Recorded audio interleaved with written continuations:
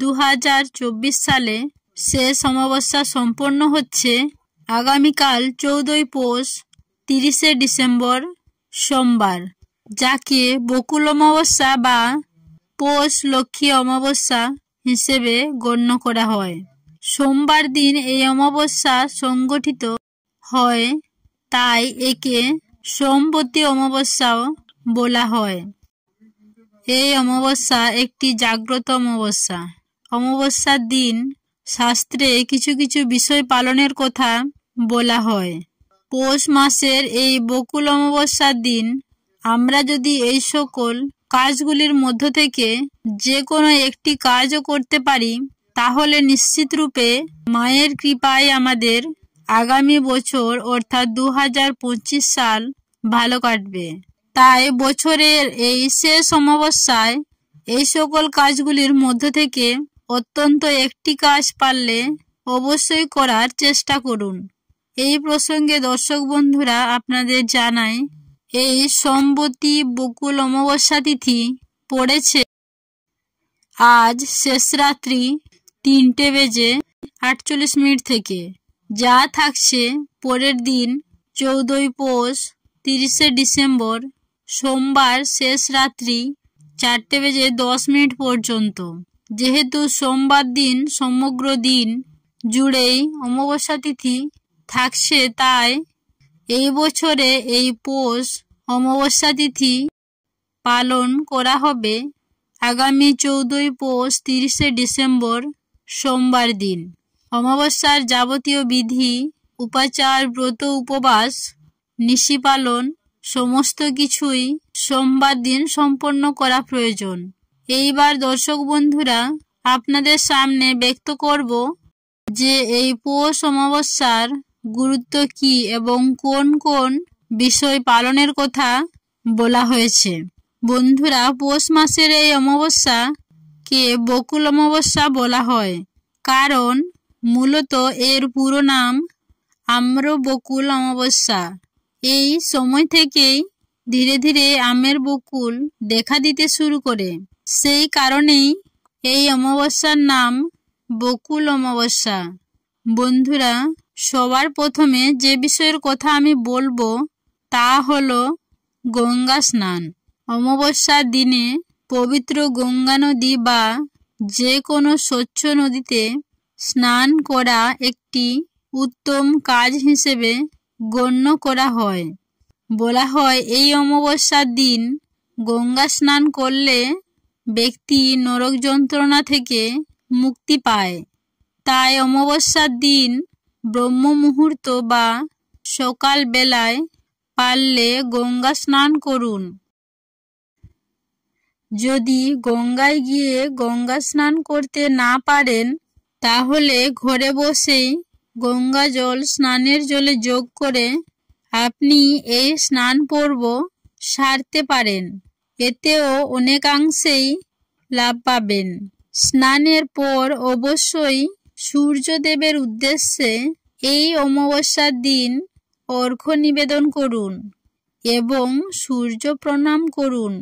সূর্যদেবের উদ্দেশ্যে অর্ঘ্য হিসেবে একটি তামার পাত্রে সামান্য বিশুদ্ধ জল, একটি লাল ফুল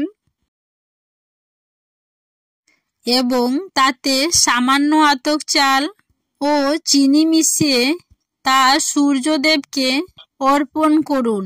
এর মাধ্যমে সূর্যদেব ও পিতৃপুরুষের আশীর্বাদ লাভ করা যায়। এই দিন সূর্যদেবের উদ্দেশ্যে অর্ঘ্য নিবেদনের পর আপনার সাধ্য ও সামর্থ্য অনুযায়ী সামান্য কিছু হলেও কোনো দুস্থ অভুক্ত মানুষ অথবা কোনো পশু পাখিকে, তার মধ্যে কাক, গরু, কুকুর এগুলো হলে খুবই ভালো হয়, এদের উদ্দেশ্যে সামান্য কিছু খাবার দান করুন। তাদেরকে কিছু আহার করান। এর মাধ্যমে পিতৃপুরুষের আশীর্বাদ লাভ করা যায়। দ্বিতীয়ত বন্ধুরা, অমাবস্যার দিন অশ্বত্থ গাছের পূজা করা হয়ে থাকে। হিন্দু শাস্ত্র মতে অশ্বত্থ গাছে সমস্ত দেবদেবী বিরাজ করে থাকেন। সেই কারণে অমাবস্যার দিনে বলা হয় অশ্বত্থ গাছের যদি আপনি পূজা করতে পারেন বা যদি অশ্বত্থ গাছের তলায় সামান্য গঙ্গা জল ও তাতে চিনি মিশিয়ে সেই জল অশ্বত্থ গাছের গোড়ায় নিবেদন করে একটি ঘিয়ের প্রদীপ প্রজ্বলন করতে পারেন, এতে গৃহে সুখ সমৃদ্ধি কখনোই কমতি হয় না। সমস্ত দেবদেবীর আশীর্বাদে গৃহের মঙ্গল হয়। তাই সম্ভব হলে অমাবস্যার দিন অশ্বত্থ গাছের গোড়ায় জল ও চিনি নিবেদন করে একটি ঘিয়ের প্রদীপ প্রজ্বলন করুন।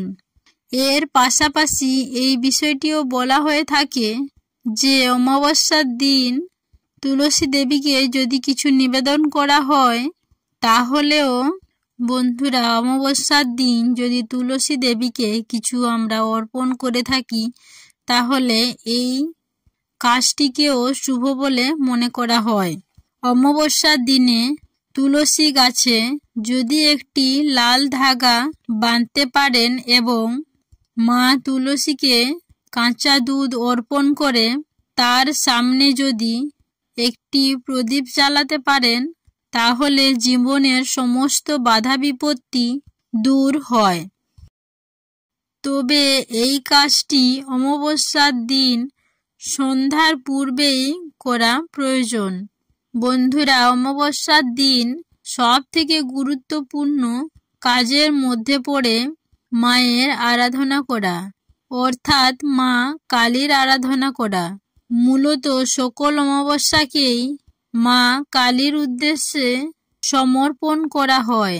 তাই অমাবস্যা তিথির সময়কালীন যে কোনো সময়ে আপনি মা কালীর উদ্দেশ্যে পারলে পুজো দিন এবং মায়ের উদ্দেশ্যে নিজের মনের প্রার্থনা ব্যক্ত করুন। যদি কোনো কারণে আপনি পুজো দিতে নাও পারেন, তাহলে মা কালীর উদ্দেশ্যে একটি প্রদীপ ও আরেকটি লাল ফুল নিবেদন করুন। এর পাশাপাশি যেহেতু পৌষ মাসের বকুল অমাবস্যাকে আবার লক্ষ্মী অমাবস্যাও বলা হয়ে থাকে, তাই সম্ভব হলে সন্ধ্যার সময় অমাবস্যার দিন মা লক্ষ্মীর উদ্দেশ্যেও একটি ঘিয়ের প্রদীপ প্রজ্বলন করুন।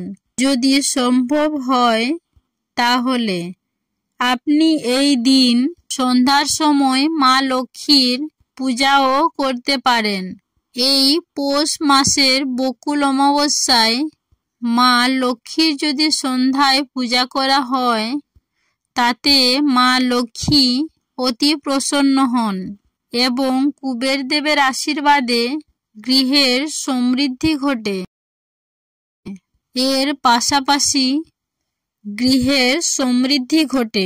এর পাশাপাশি বছরের এই শেষ অমাবস্যা যেহেতু সোমবার দিন সম্পন্ন হচ্ছে, তাই এই অমাবস্যার নাম সোমবতী অমাবস্যা।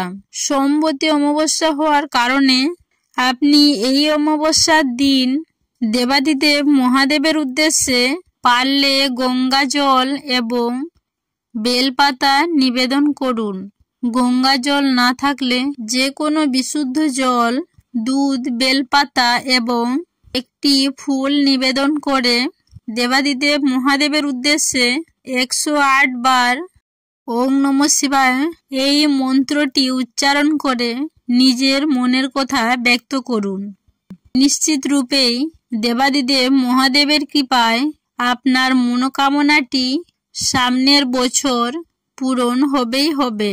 উল্লেখিত এই সমস্ত পালনীয় বিষয়গুলির মধ্যে থেকে সম্ভব হলে সবগুলি করার চেষ্টা করুন।